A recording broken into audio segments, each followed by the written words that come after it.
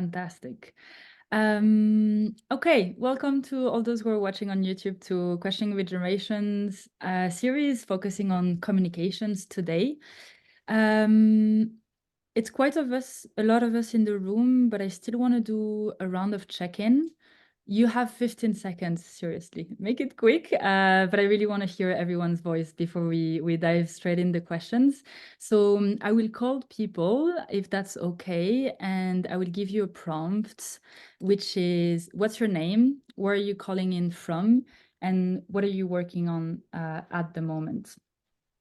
I'll just add those to the chat and we can get started. Simon.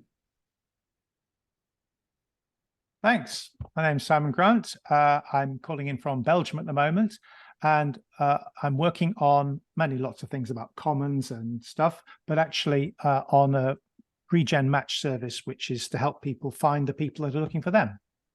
Thank you. Next, I'm Audrey, calling in from the French Pyrenees, working on the Gathering of Tribes. Hira?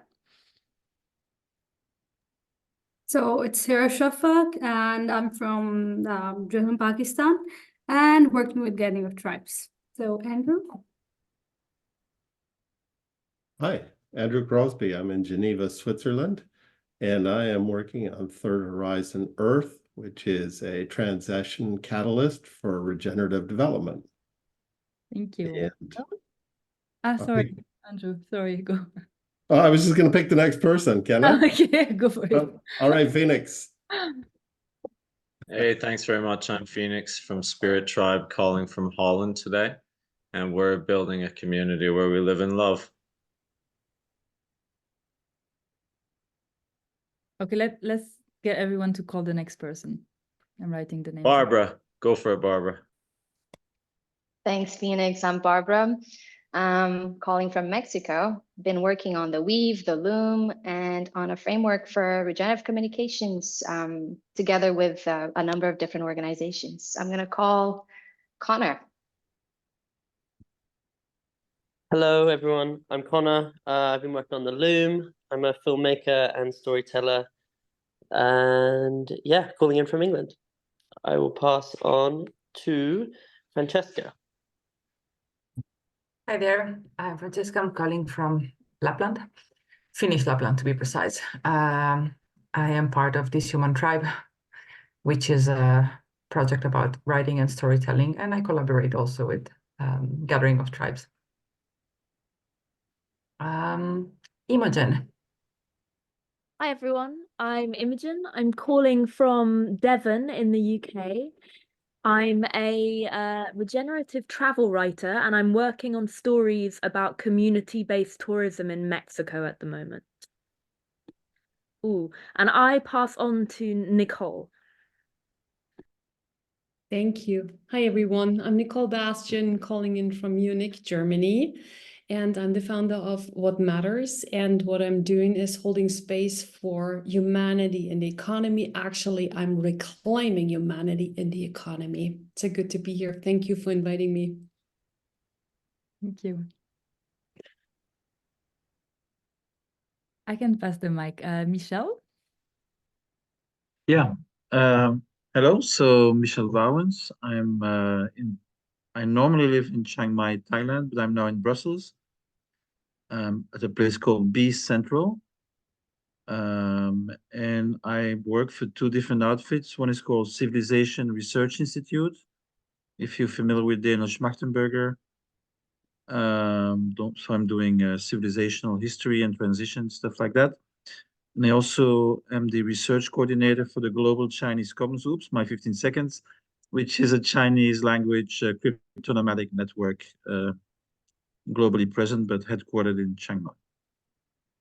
Amazing, thank you. Rob? Hi, my name's Rob Dreaming. I'm here presently in Alentejo, Portugal.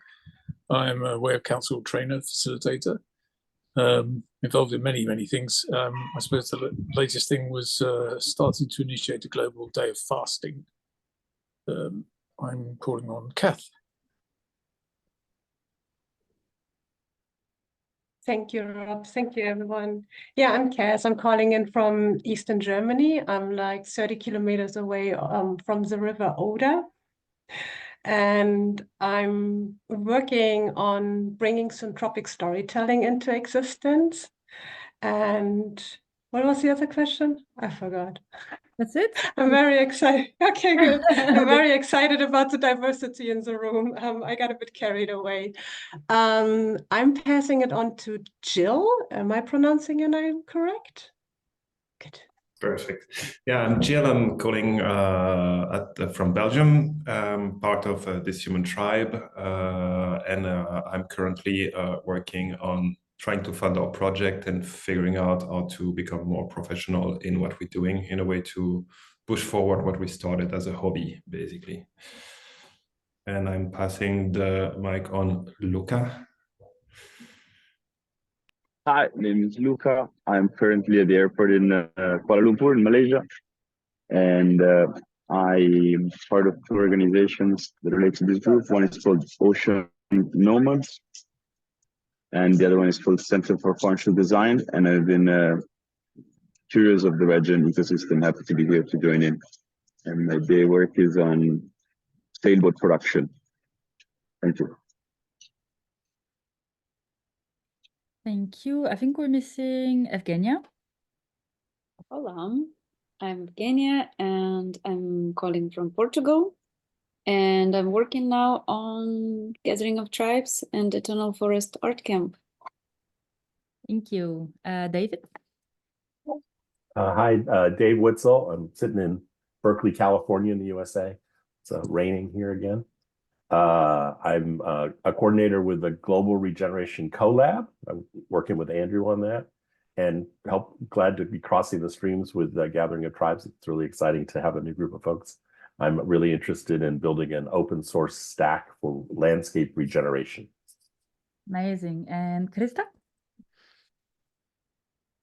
Hi, my name is Krista. I'm in Hungary, Budapest at the moment. I am working on organizing the European Council Network gathering this year right now.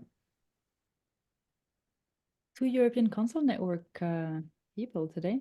Great. Thank you so much, everyone. Also very excited about the diversity and the work that you're all doing. I encourage you to put your name and any links in the chat so that we can all already start collaborating and sharing and cooperating. And we will dive straight in, I guess.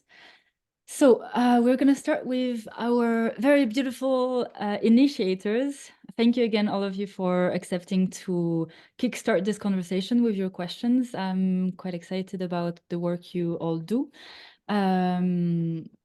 So we have Barbara, who is here representing the Loom, the Weave, Regen Week, and I'm sure many other things, Barbara, I'm not even aware of. We have Jill and Francesca, who are working together on this human tribe. Michelle Bowens, who is working on the B2B Foundations and other things, and Andrew Crosby from Third Horizon. So I would like to start by just opening the stage to all of you guys, to the five of you, and to ask you what questions you've brought with you today. What has your work in the sphere of regenerative communication, storytelling, and media brought, really again in terms of questions rather than in terms of answers, and really what is alive in your work today.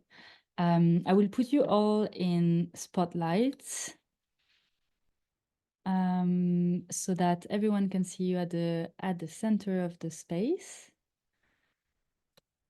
And I think we can get started. Simon, if you want to add anything, please feel free. Just to familiarize people, if in case people aren't familiar with the fishbowl concept, the idea is that in order to allow an actual conversation rather than just a one-by-one thing, we're having the people in the fishbowl talking between themselves, and then when they have given all their stuff, or when somebody else wants to come in, somebody comes in and somebody goes out.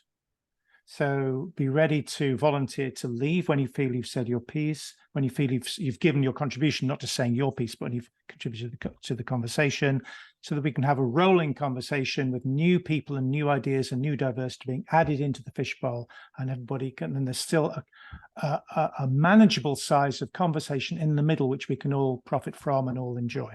Thanks. Yeah. Thank you so much, Simon, for this. If you want to come in the space, you can just raise your hand and I will put you in spotlight.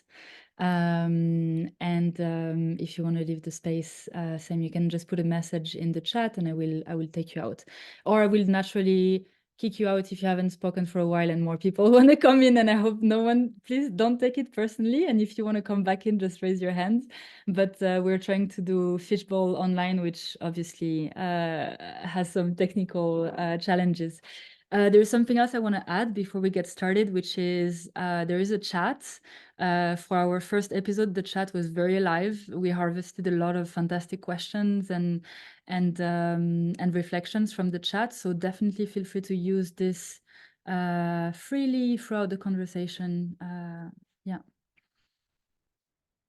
Thank you everyone for contributing with your links. And okay, let's get started. I don't want to name someone, so I will get just one of you to volunteer.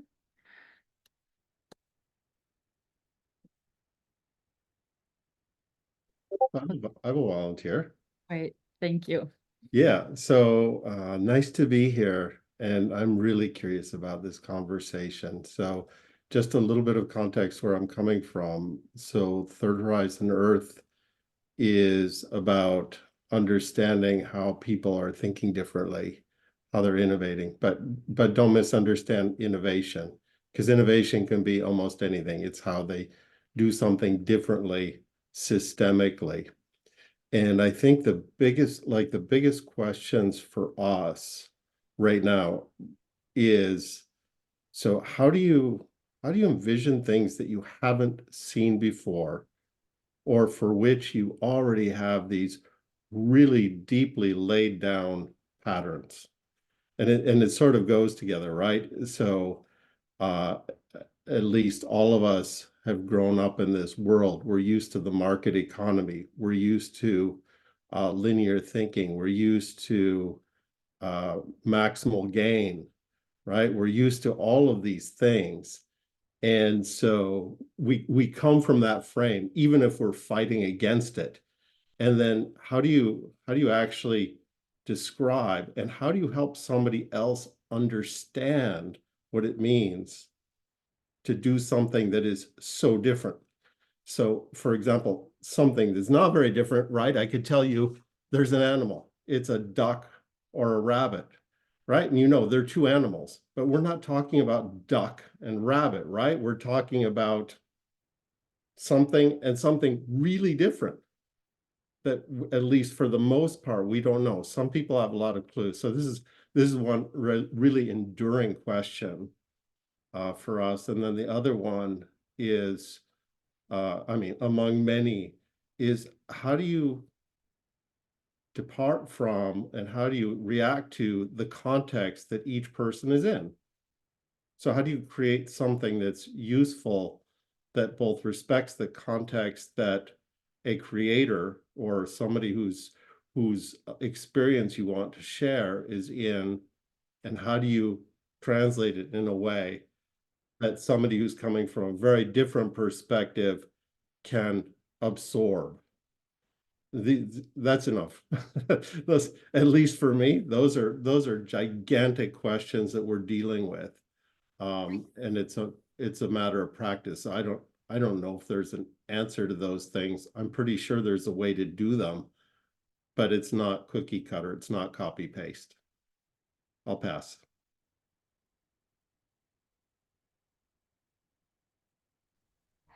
I can come with some of the questions that we had in our project. First of all, I want to say thank you to be there, because we are really starting with our project, and our project is just like a hobby that we're turning into something. And so one of the first questions, it might sound really silly, that we wrote down is, what the hell are we doing?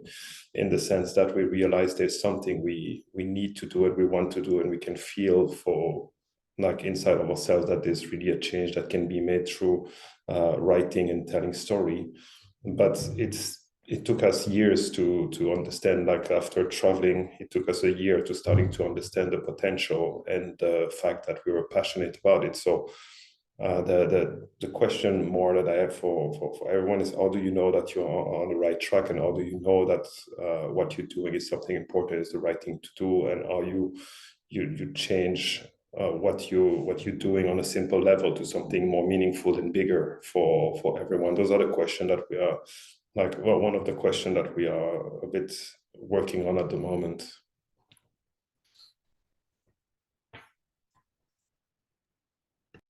If I can, oh, sorry. No, Please you go. It's You all right. go. Okay.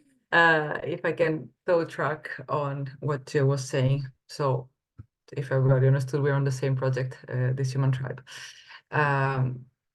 Yes, there is a lot of questions that arise continuously, especially in hindsight, like after traveling and writing so much and meeting so many people and writing their stories, then it comes a moment where we ask ourselves if, like, media exposition can be dangerous for people and for community.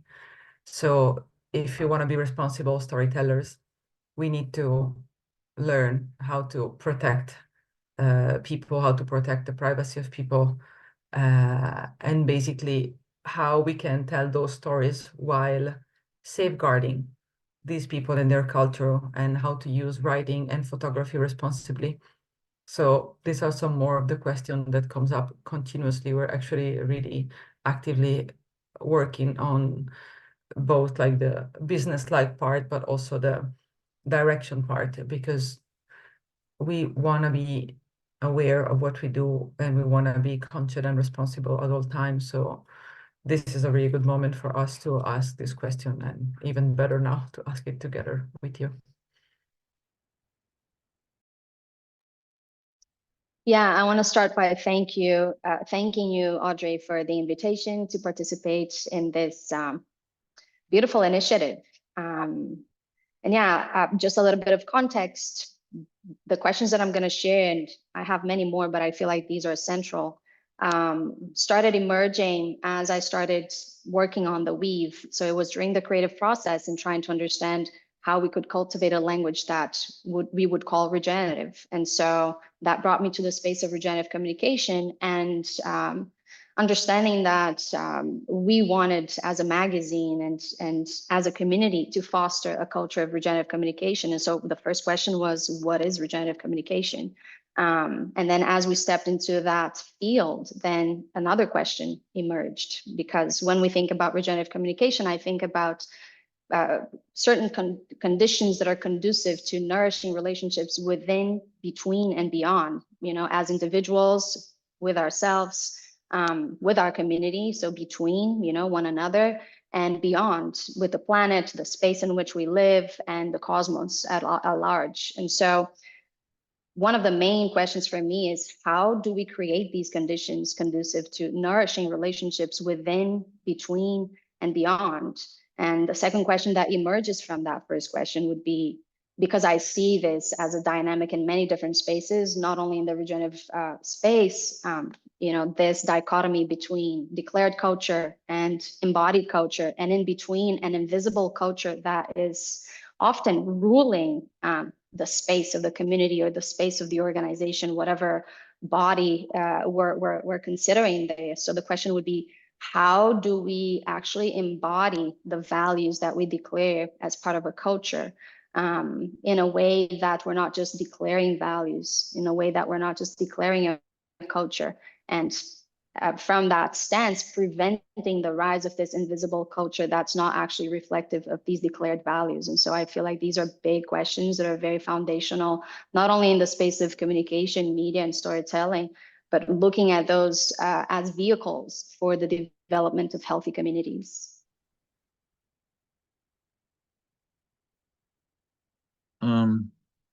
Yeah, I'm not sure if I can contribute with a question. So for me, it seems that everybody has like a worldview with a lot of givens, but that are not obvious for other people. And so what we try to do is, like bringing tribes together, a bit what you were doing actually, but on a smaller scale. So for example, open hardware people and free software people, you might think they share something, they do, but they actually don't talk to each other. And that's like, I think, a generic issue is like fragmentation. Like everybody's doing their little thing, and they are not really knowing how many other people are actually doing pretty much the same thing as they do, and they don't work together. And so there's enormous duplication of effort.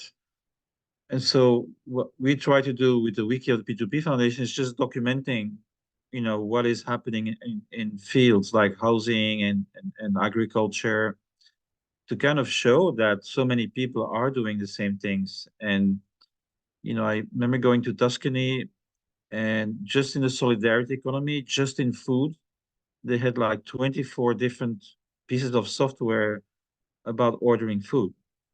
So, I mean, what an enormous waste of effort, where each little group was doing its own software, and there was like, no common learning. So for me, that's an internal issue. It's not new, and it's very hard to overcome that fragmentation.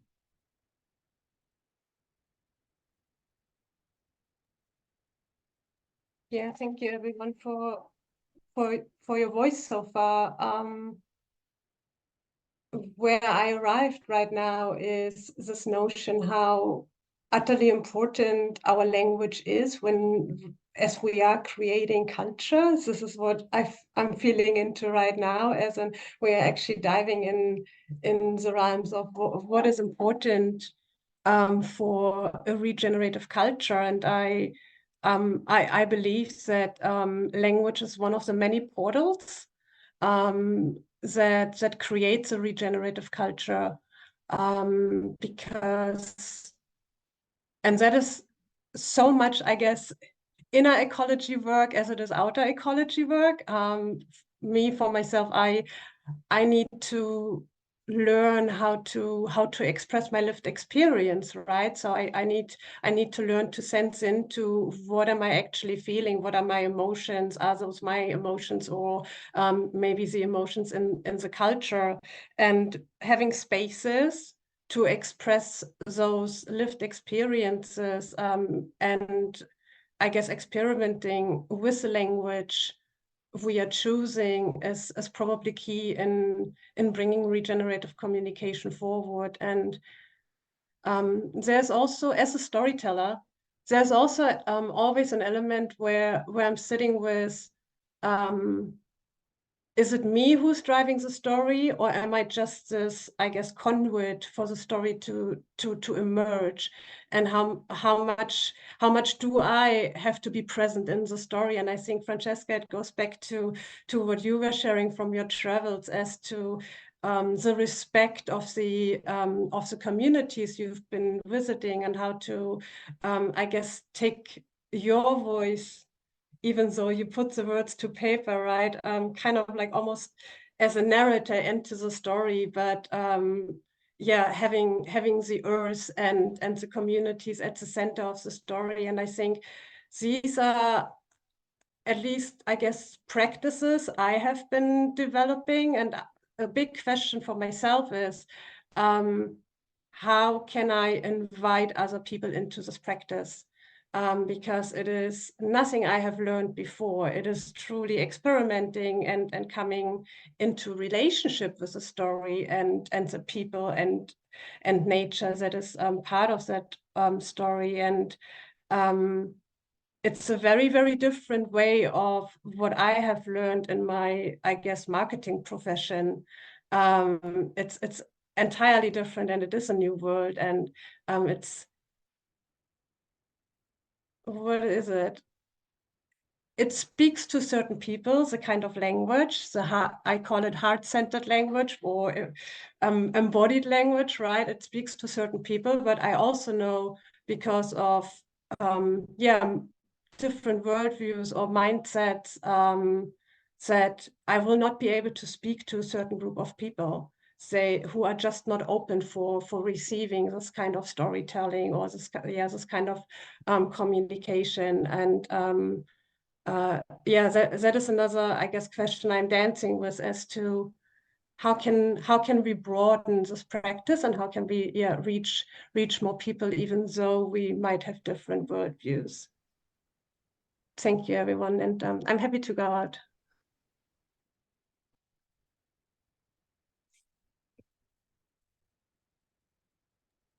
So I can definitely relate to a lot of those questions, and I find very interesting what Michael said. I find kind of the opposite of what Andrew said, because Michael was saying that this reality at the moment is quite fragmented, right? That it's really hard to compact and have like a kind of a unified direction. So you also have more strength of communication. And Andrew before was saying that how do you envision, or how do you explain something that doesn't exist yet? How do you make sense and translate it into a language that people can understand what you're doing in an effective way? And I find this is a really important question, because language is really important, and language is also evolving all the time. So there are words that have a certain weight, and they didn't hold the same weight 10 years ago, and they will probably not hold the same weight in 10 years in the future. And I find really interesting trying to find a way to develop a language that can be as effective as possible, if that makes sense. Because I do feel that language is a real tool, you know, and the thing is that what you understand of a language makes up your ability to comprehend the word, because language is just a tool to simplify the word for you to understand. So when you use, for example, heart-centered language versus non-heart-centered language, you do speak to different community that identify with a certain type of language or not. The question now is there other type of languages we could be collectively working on? So I think that's one more reason why it's so important to ask this question collectively, so we can, if not find the answer, but at least you can like kind of direct the course of things. And some love. Nice. I was just going to pick up on what Michelle was saying, and actually then it connects also with what Francesca was saying, I think, on fragmentation. So just this like one-on-one experience, how interesting that can be to spend time with somebody. So I host a call a couple times a week with the Global Regeneration Collab, and people thought it was going to be co-working to start with. We were going to get in the room and do something together. And like nobody was actually nobody knew each other well enough to do something together until they started talking. And then people started figuring out they had common interests. But this took some time, right? This is not like instant, turn a switch. They figured out they had common interests, and then they didn't do it in the meeting. They went off and did it somewhere else.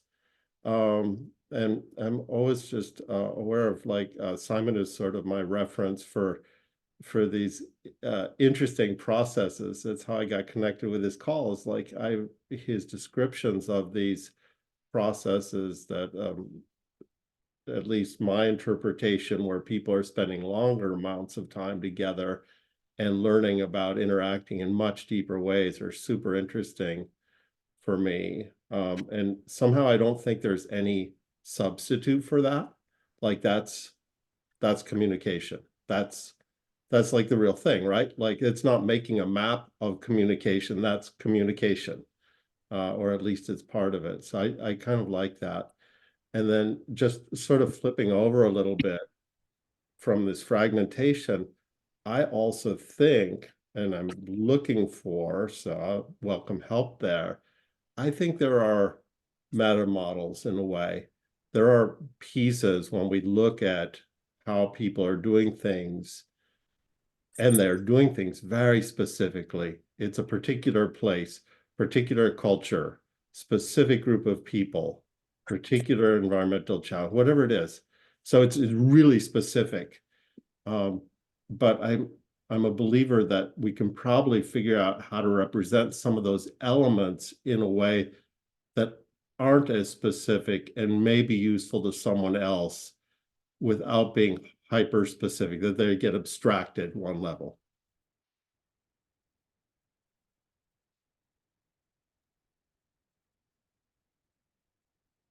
Phoenix, did you want to jump in? Yeah, thank you, Audrey, for the prompt. I jumped in because this is a particular area of conversation that I'm fascinated by. It takes a huge amount of my time and energy. That is communication. It's one of the principles of our tribe. I came in this call and I said that Spirit Tribe is building a community where we live in love. And I guess my question to everyone in this room, and the one that I'm toying with, is what is it to be loving?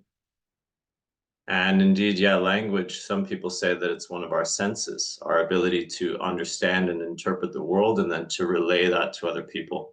I think to some extent, we cannot rediscover our common unity, which is to be in community, unless we can communicate. And I was at I was at a gathering of the tribe's call earlier today, and I mentioned even the word tribe, and I mentioned Spirit Tribe, how that has all sorts of connotations. And many people go, oh, that's a cult, because it's spiritual and what have you. And what is it to be spiritual? What is spirituality? For me, it's reality experienced by the spirit. So it's intrinsically grounded. And I have all sorts of questions around the words that are being used to describe this particular movement and what constitutes alignment, because, well, I've heard the word regeneration used maybe 50 times on this call, and I have yet to get a definition of that word that resonates with me.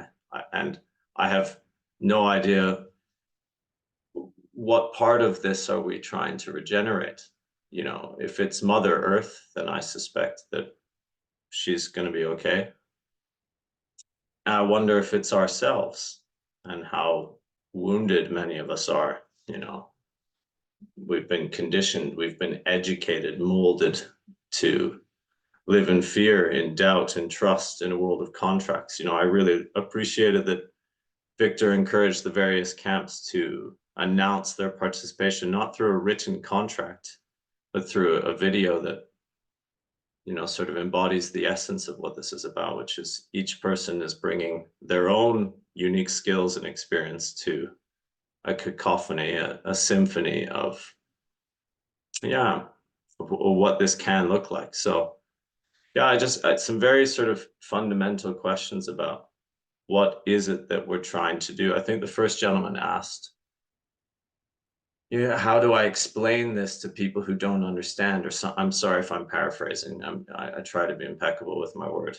And instantly I thought, why do you want to explain? Why do you care if they stand under these concepts? And regeneration is definitely a word that I would love to understand what it means, because for me, the regeneration is within. As within, so without, that kind of thing. So anyway, thank you for the time, and sorry for the long-winded nature of that. Well, can I jump in after that, Phoenix? Because I think what I was thinking is it really meshes nicely in that. So I latched onto the word regeneration kind of, 10, 12 years ago. And so that's really been kind of the thing I've decided I wanted to work on for kind of, much as I'm productive life I've got left.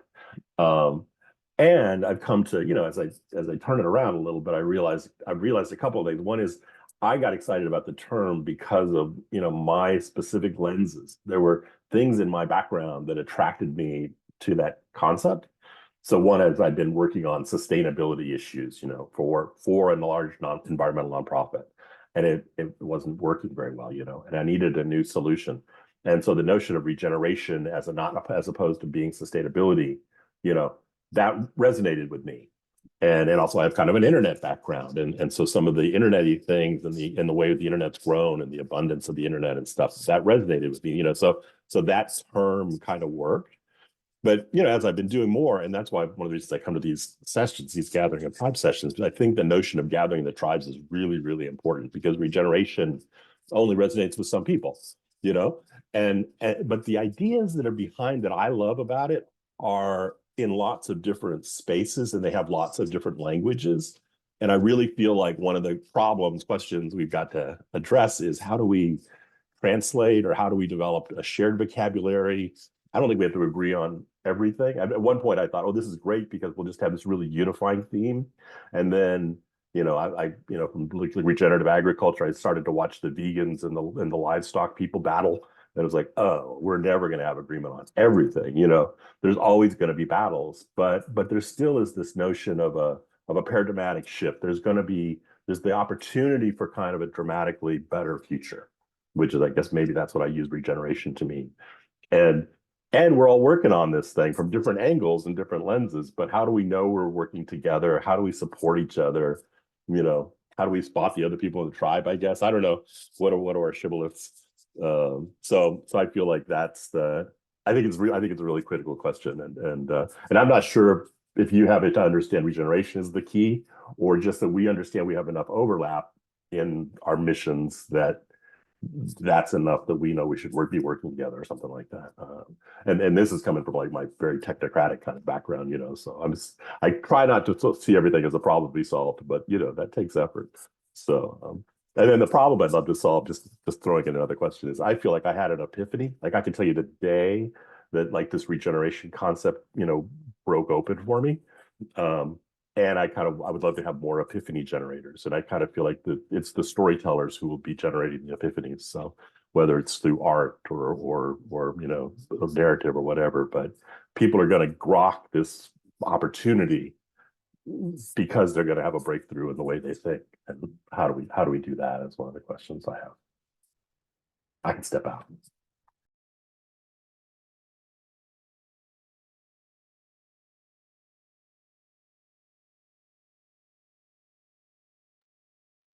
Yeah, I guess I can go next, unless Simon, you want to go first?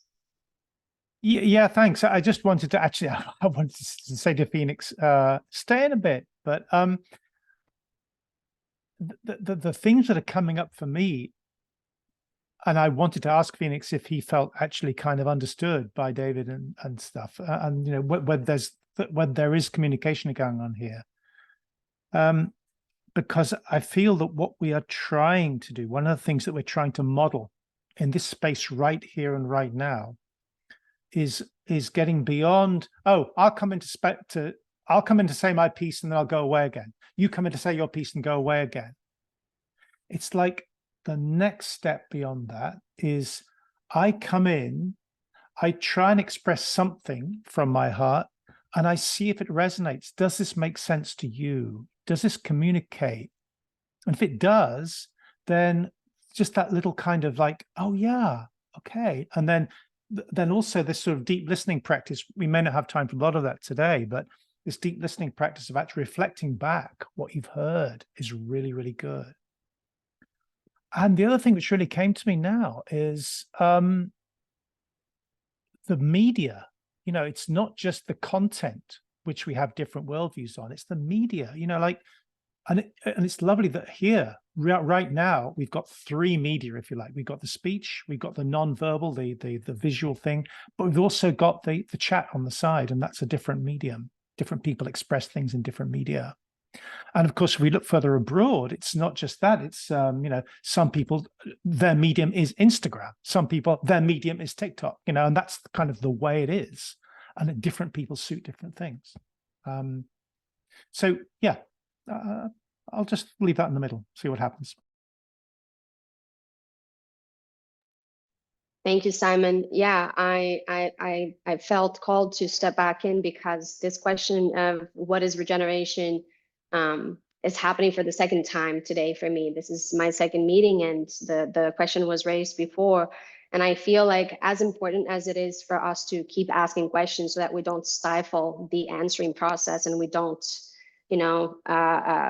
remain trapped in our own perspectives and points of view. I feel like when it comes to regeneration, it's also important for us to explore answers. And I'm saying this because from two perspectives. I see, for example, when we declare values or when we agree on values as a community, we say words with the assumption that we all have the same understanding of that word.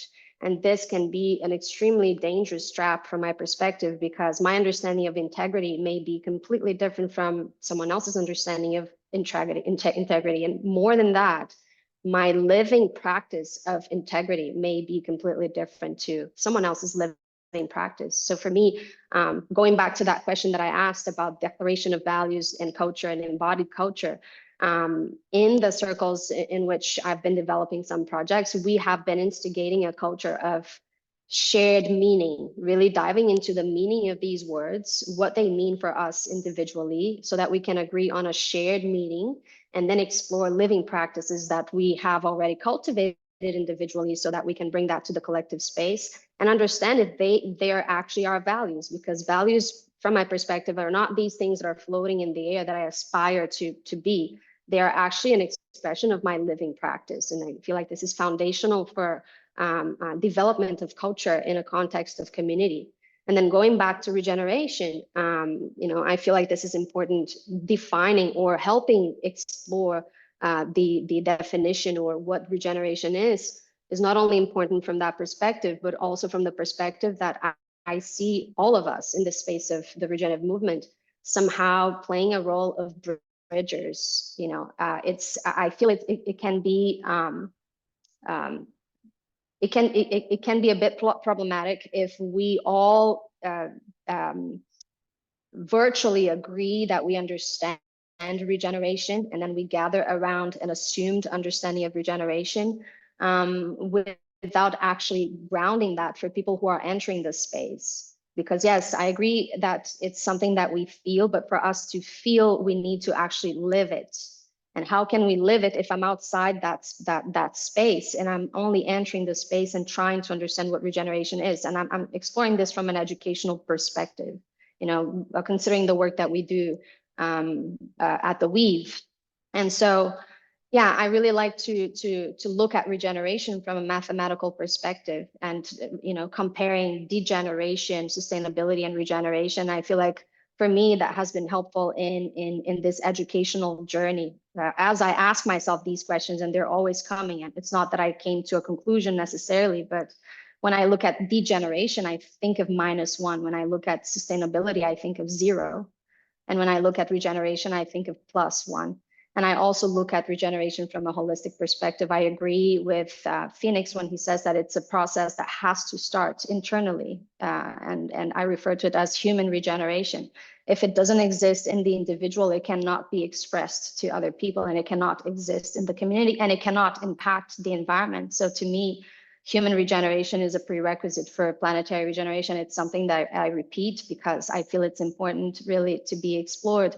And so, yeah, just wanted to honor the importance of exploring answers as well as questions, because I feel like we all have this role of serving as a bridge for other people who are entering the space, because we definitely want to grow the movement, right? And we also want to agree on understanding these words and actually living what they mean, both individually and together.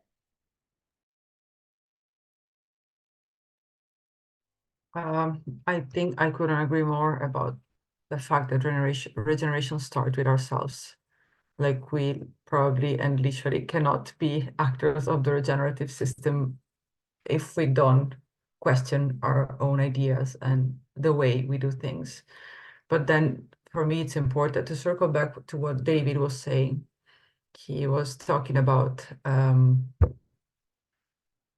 if there is like a sort of epiphany that can happen, or like a method that can be applied, and what it can be that can actually help pave the way.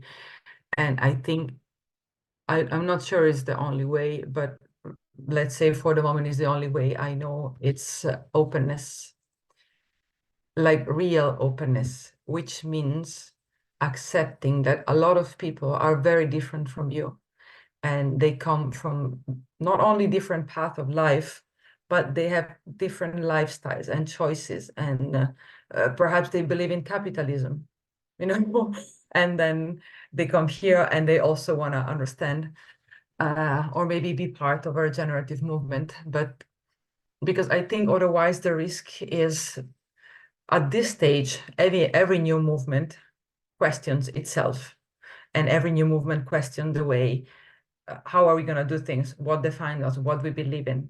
And then once you start to establish a few northern stars, you know, a few cardinal points that can help like orient, then you also start to create a belief system which you abide by or not, by subscribing to a group or not.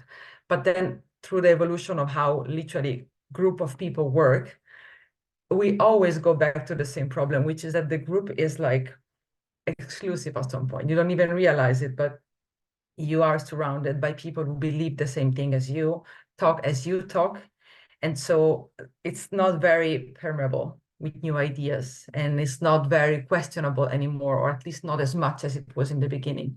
So for me, one of the keys literally in life, in regenerative storytelling, in storytelling in general, has been openness, trying to listen more than talking, and trying to observe truly without judging. I think I'm good. If I can quickly jump on that, I find it, I fully agree what was said by Phoenix on the idea of love and all those things. And I realized that the regeneration needs to start by itself, because when we are regenerating, we are so focused on changing what surrounds us and ourselves to be a better person, that suddenly we become example also for the people around. We're less focused on telling people what needs to be done. And I realized that when we started traveling with this human tribe, we made an effort of not judging anything. So we wrote some piece about tourism and the impact of tourism, but we tried to understand everything that is there, and we obviously miss half of them when we write, but the point is to try to never judge. And it's super easy to do when we are traveling, because we are surrounded by a culture that's so different. But suddenly when we are in our own country, when we are like in more work environment, or when I'm in Europe, I feel that I'm judging way easier than when I'm traveling, because I feel so familiar. And I realized that this is my part of the job, to learn, to apply everything I learned while I was traveling in my day-to-day life. And that in a place it was easier to not judge food, culture, music, or anything. I need to go back in within myself to find the strength to not judge my friend for the way they talk, the way they consume, the way they and then to expect that from the people that are around me, because it's the only way that things change. And I realized the more we do this, the less the less we need to tell people, or we feel the needs to tell people, and the more we change things by showing just the example. I'm just going to jump in quickly to do some housekeeping. Quite a few more people have joined the conversation since we started. I just want to explain to you all, anyone can jump into the fishbowl at any point. You can just raise your hand and I will add you to the conversation, just to make sure this is an inclusive space. Imogen, go for it. Yeah, hi everyone. Thank you so much for everything you've said so far. I want to kind of shift the lens a little bit, and Barbara, I'd really love to hear your point of view on this. So I'm a full-time journalist and travel writer, and at the moment I write for kind of old school media newspapers. And I feel a lot of frustration around the sort of stories that they will publish.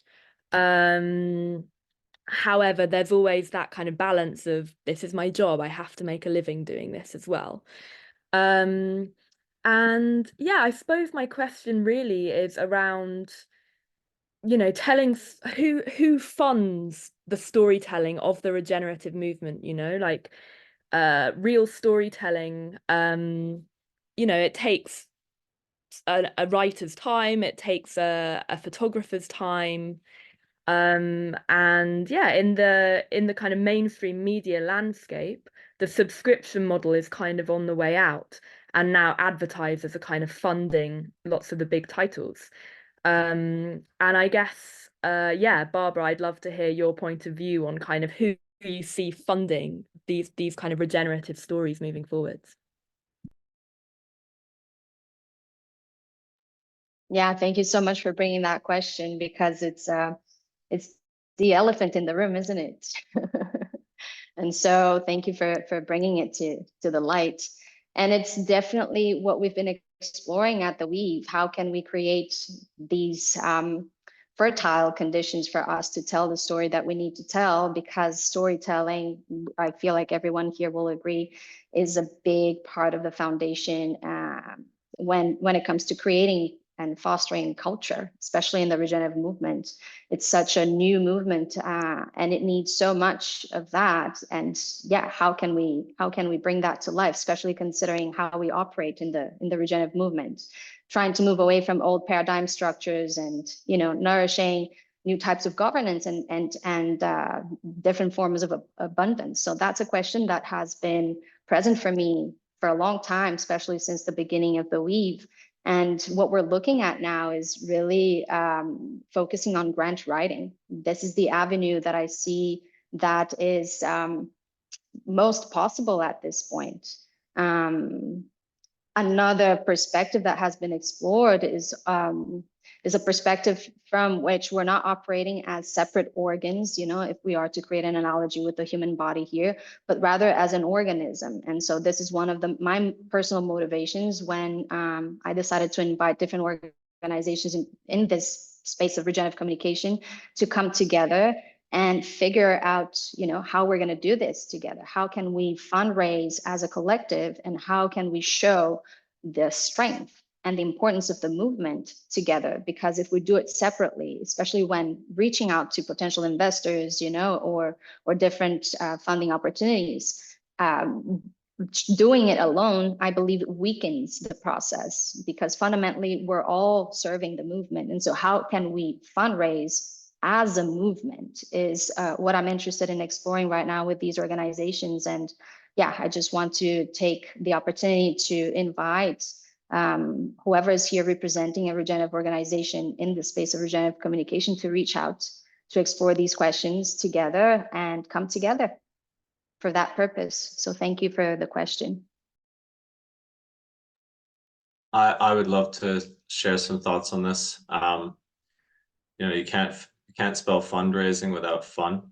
And indeed, like my background was in tech startup. And so fundraising through storytelling has been a big part of my life. And when we started Spirit Tribe, I made a pitch deck and I sent it to a few VCs that I thought would be green, and some angel investors actually. And people took note and took interest. And ultimately we decided not to go down that path because of everything that comes with it.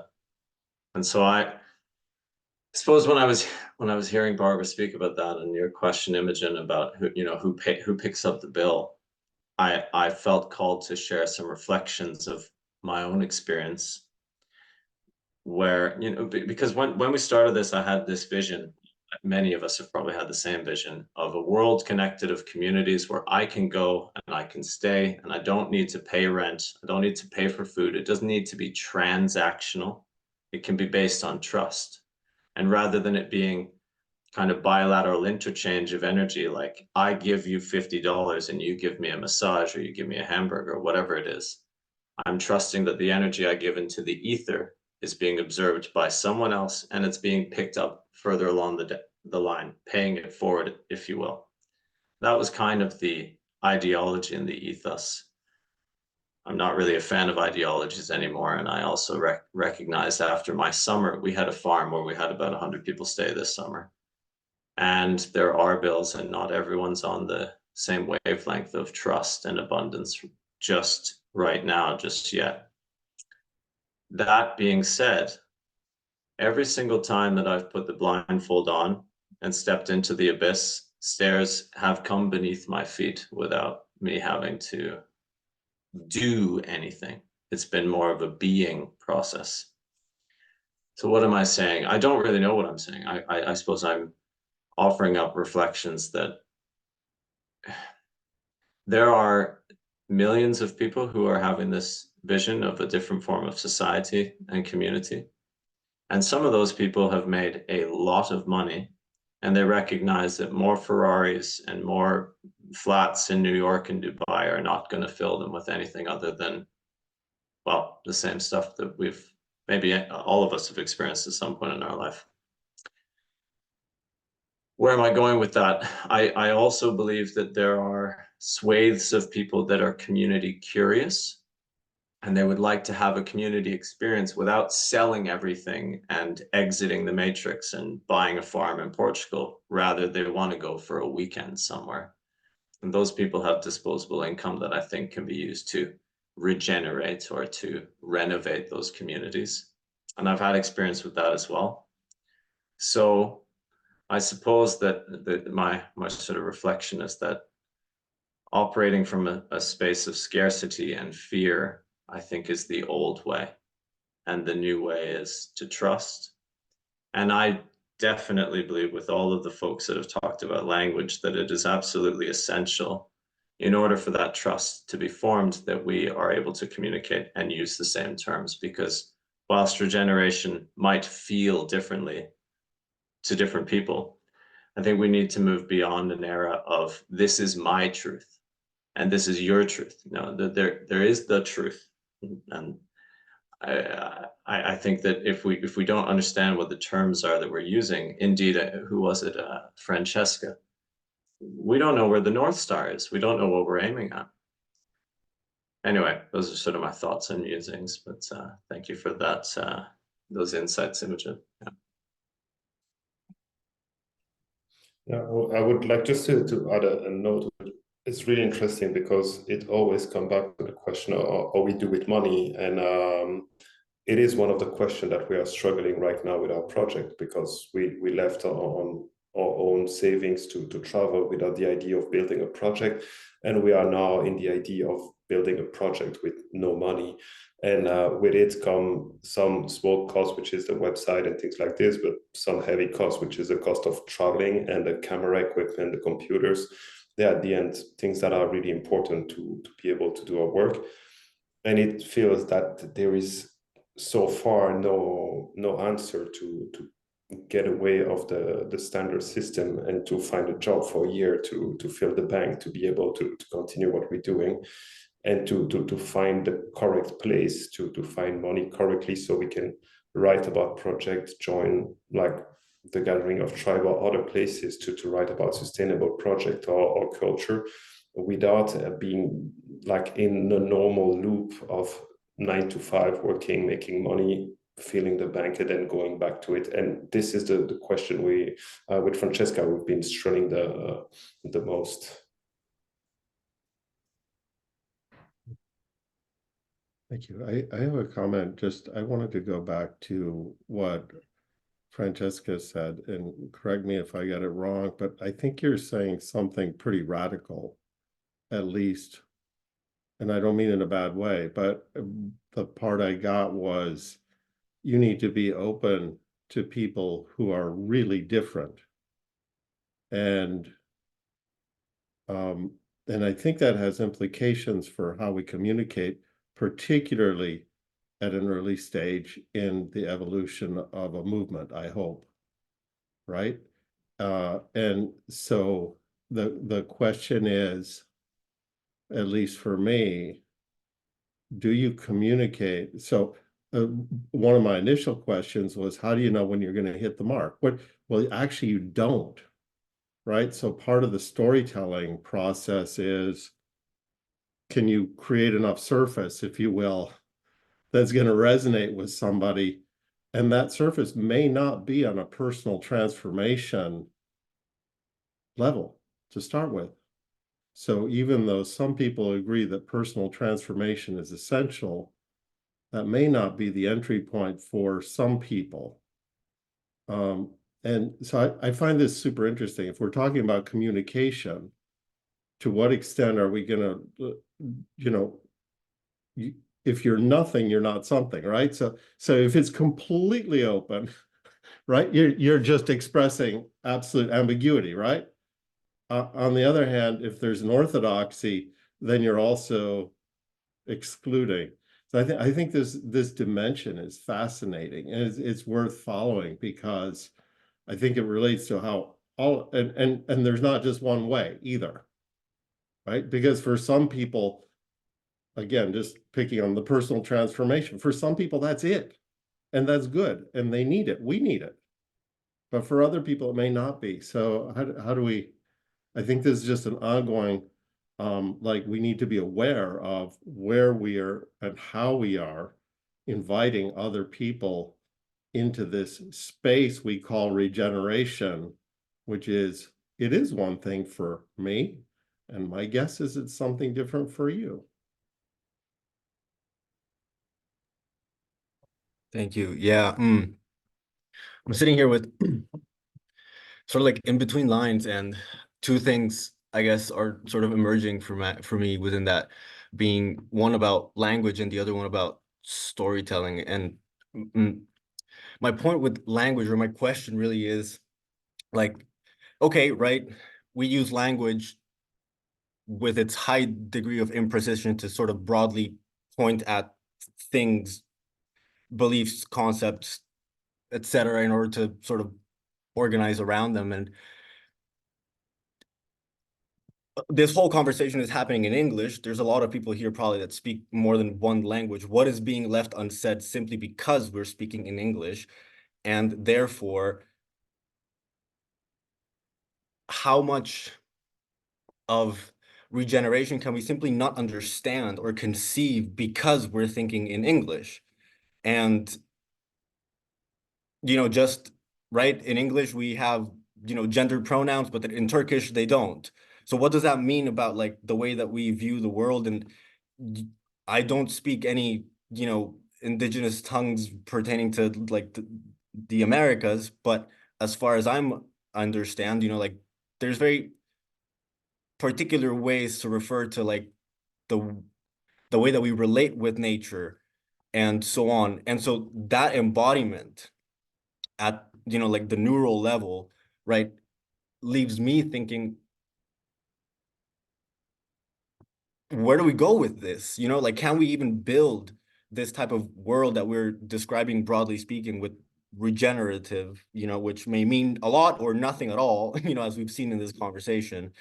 Do we need to invent new words? Where do we go with this? I mean, one thing that comes up to my mind is like Glenn Albrecht and his Earth Emotions book, and he coins neologisms. And I think that's interesting, but still the question remains. And then the second one is about storytelling. And we're all individuals here, materially speaking, corporeally speaking, I suppose. And we're all here because we individually want to make a better world, right? But I'm pretty sure not even the younger people in this call are going to live to see it. So we're not doing this work for us exactly, right? We're doing this work for the future generations, and we're trying to be that good ancestor. So like, well, a question that I'm sitting there with is, we've seen all these societies in the past that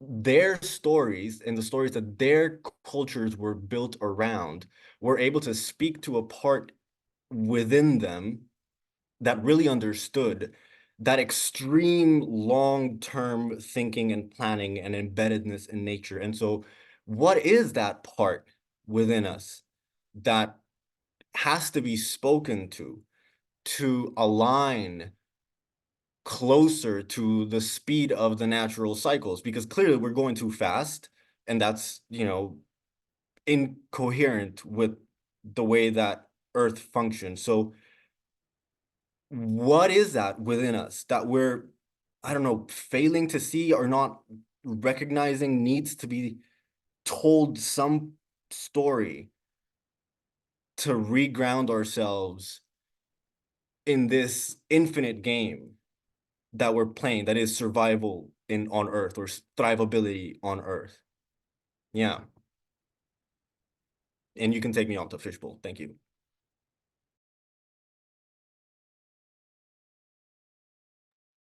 I'm gonna take the mic for a second, just because I'd like to circle back to what Andrew was saying. So personally, I wasn't trying to be extremely radical about what this might mean, but now, I realize that it might sound like this. I was just saying that maybe it's because as a writer, for me, it's really important to actively listen. So as somebody said before me, the story can emerge and I'm not leading the story where I want to bring it. And I always found this to be really valuable, because the thing is that if from the moment you and I in this conversation establish that we have a different idea, a different definition for something happens in our primordial brain where in fact we kind of stop listening. Not truly, not always, not completely, but a lot of the conversation, it stops because we feel like the other one has crossed a boundary in terms of what for me is acceptable or not. And what works the least is to tell, for example, if you would say to someone, you're being racist, stop being a stupid racist, that never, ever worked to say someone, to diminish someone's behavior and to not trying to push past the reactiveness, the reactive, the reaction that comes to you first and trying to see behind that. And I find this gets lost pretty fast in groups, trying to form in groups of people talking. So I do still honestly believe that you need regeneration within you in order to bring it anywhere else in your life. But I also do believe that someone, as you said before, can get through it to another door. And then, of course, there is no talking to everyone. I've been in communication for a long time. And talking to everyone doesn't exist. You do need definition, you do need a niche, you do need a lingua where people like kindred spirit can find themselves and understand who they're talking to. So you definitely do, by definition, if you want to define something, you will exclude something else. And this happens with everything at every level. So at some point, yes, regeneration needs to be kind of defined, and you do need to, establish kind of the perimeter. But I do think especially in regeneration, it would be really important to try to keep a bit of elasticity so you can actually listen, and maybe someone that you would never expect comes up with a challenge, and you're like, I literally never thought of this, or maybe there's something in it for me. But I understand that it's not like it doesn't come, naturally, it doesn't come very easy, but I think it would be very beneficial. Thank you, Francesca. I just want to come in for housekeeping again. I'll let Siddhar and Andrew maybe talk one last time, and then I just want to close up so we have time to wrap up and bring the last questions to the space. Thank you. Just a quick follow-up. Thank you, Francesca. And I hope you didn't take my radical comment in a bad way.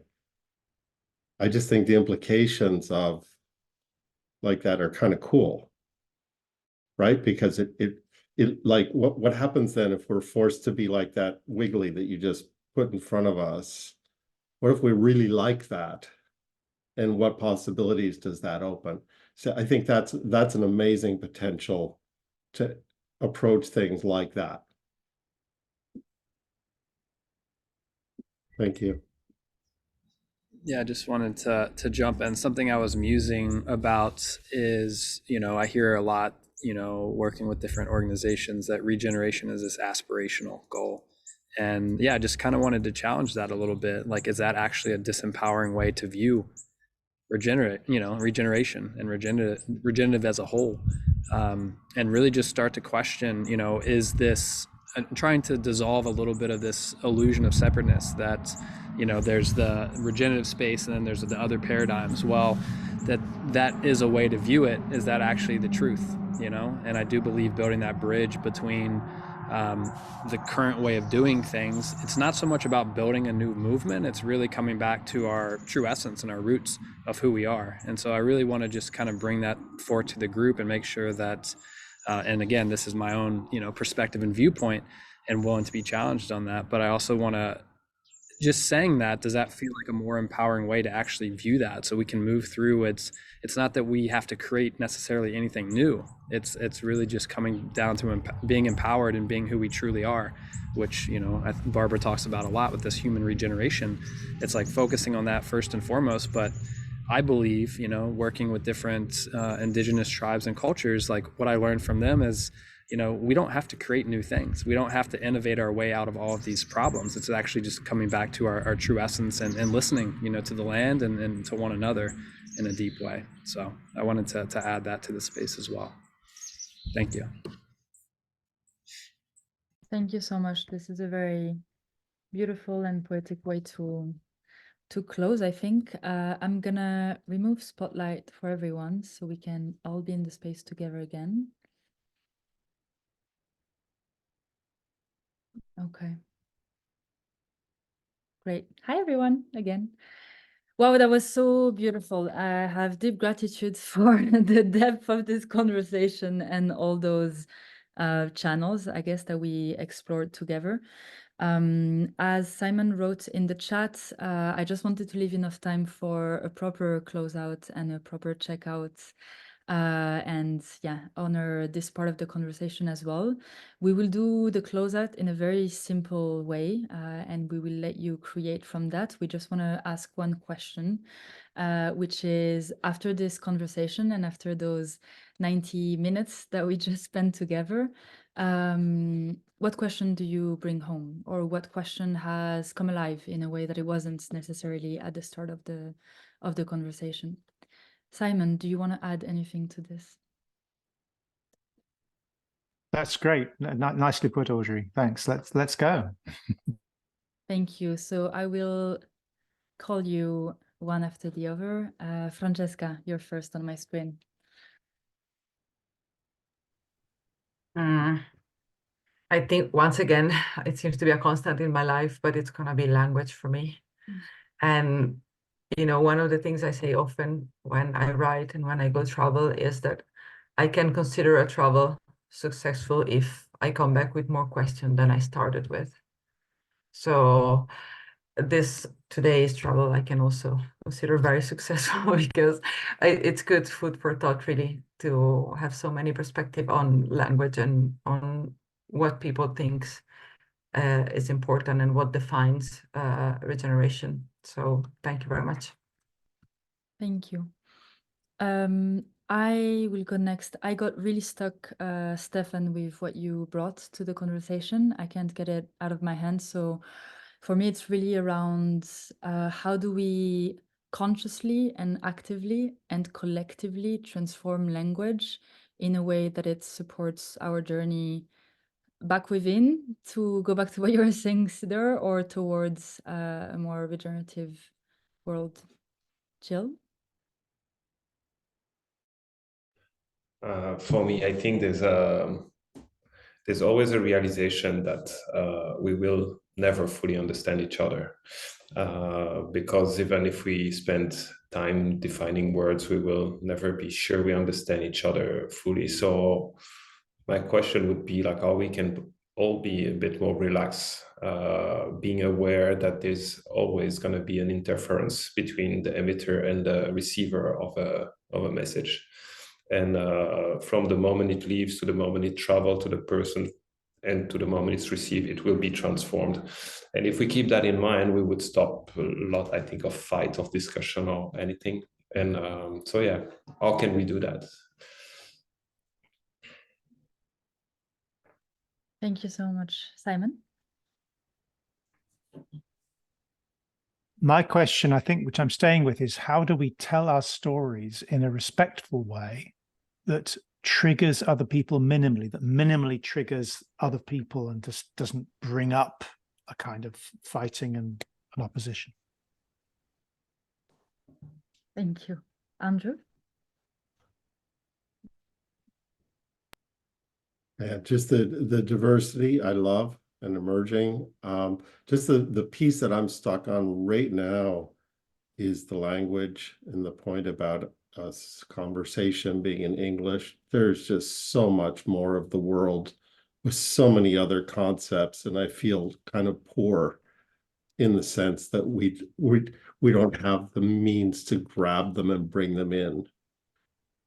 But we did pretty well, considering it was English. Thank you. Thank you. Barbara? Yeah, for me, the question is, how can we foster not only an understanding, but also an embodiment of regeneration without being attached to definition as an avenue for that, but at the same time, creating the conditions for those who don't understand regeneration to enter the space so that we can, really live regeneration and grow the movement. So this is what I'm very interested in right now. Thank you. Thank you. Luke? Can you hear me okay on the microphone? Yeah. Yeah.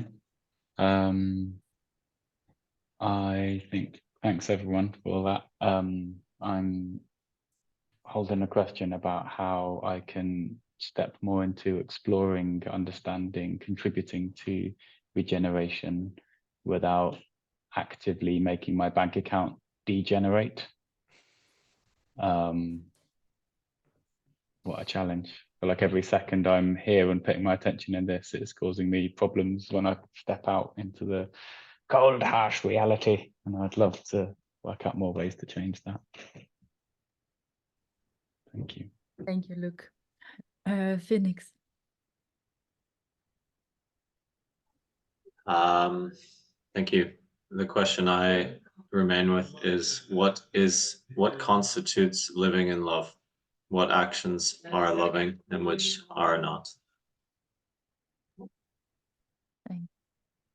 Imogen? Yeah, I think my questions are still around kind of who tells stories, and who builds audiences, and how can people be empowered with the skills to tell their own stories more while also still reaching a wider audience. Yeah. Thank you. Evgenia, we haven't heard your voice. My voice. So I heard, I was just listening today, kind of staying more on the listening side. And what was massively missing for me in this discourse for now, and even the questions that we raised, is actually the language and the voice of the land. It might have been mentioned just very briefly. And I think this, for me, is the key perspective that we must actively bring into the circle. And by land, I mean not just a piece of land, like a physical land, of course, always. And actually, for the gathering of tribes, by being in a specific location, I would really love to see that land as a living, breathing, sentient being to be brought into the circle and into, to let her voice, her message, and her language actually to show up clearly through maybe many different bodies and voices, human and more than human. And more than that, how do we as regenerative movement, which I think this is what we are doing here together, actively bring the voice, the being, and the language of the land.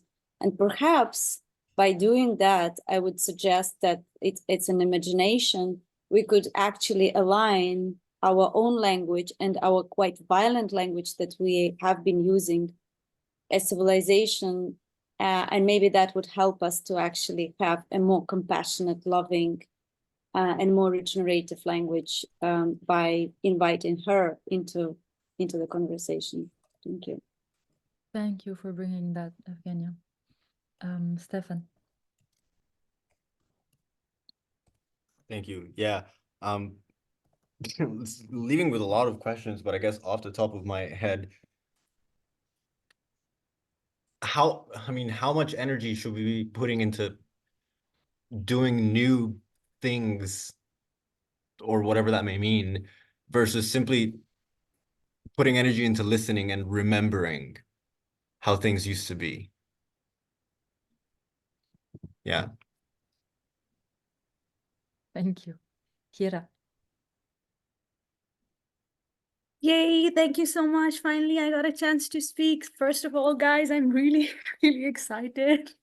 Honestly, thank you so much, everyone. This has been the greatest conversation. I did not want to leave, but I had to travel. So I would say out of all the beautiful questions that is going to stick with me is like, what kind of change can really be made through writing, storytelling, and what potential it carries. So how can storytelling be used as a powerful tool to inspire action and promote regenerative practices in communities? So, thank you. Thank you, Hira, for the energy and the question. Krista. My question connects to what Evgenia said. What does it take? How do we listen and hear? Thanks. That's what I've been carrying. Dave. Lots of great thoughts from this conversation. Thank you for hosting it. I think I've ended up a little bit reassured, and I feel like regeneration is kind of a process more than a destination. And I've gotten fairly comfortable with not having a firm definition with it, but I've not had a firm definition for many years now. But I do feel like there is a tension between having to try to explain a concept and not having a meaning for it that, is problematic. So, somewhere in there, there needs to be enough tensile strength that something holds together, it feels like. And what is it we're feeling, we're holding together? But also, the world is so big and everybody thinks their perspective is the right perspective. And so then you have to see everybody's perspectives. And again, you're trapped in this, the world's too big problem. So I don't know. How do we deal with this? I guess is my question. Very meta question. I like it. Thank you. Cedar. Yeah, this was really beautiful. And yeah, what I'm kind of the questions and what I'm taking away from this is there's two that are really salient for me. One is who is not in the space that we need to be inviting, from a communication standpoint. And the second one is, and I know I joined late, so but just a piece that I wanted to offer is, are there different embodiment practices we can do as well, to invite into this space for deeper listening, like forest bathing, for example, or some sort of grounding exercise. So, before jumping into communication, are we able to ground and do that deep listening practice? So those are the two things. But yeah, leaving feeling really inspired, and thank you for everyone for sharing your perspective and insights, and excited to see where this continues to cultivate and grow. Thank you. Thank you for your presence. Luca, I don't know if you can speak from the depth of Kuala Lumpur Airport. Probably not. Victor. So the question that I'm leaving with is, how much do we need to define regeneration and how much should we just live it and experience it? And what I wanted to throw out there is, maybe we can just look at it as a Zen koan.